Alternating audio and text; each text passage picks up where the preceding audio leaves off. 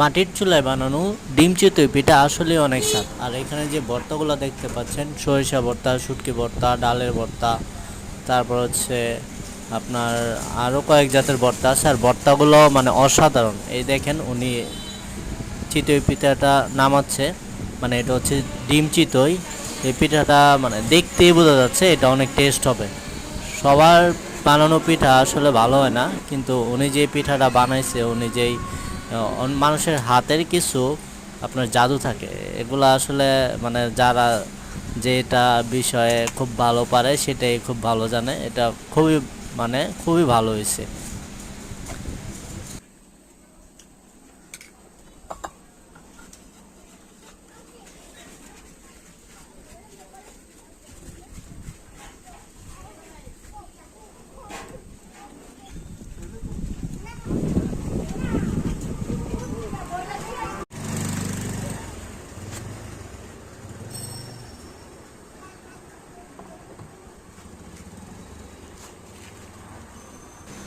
দোকানটার পাশে আবার খুব সুন্দর জায়গা, খুব সুন্দর বাতাস চালাচ্ছে।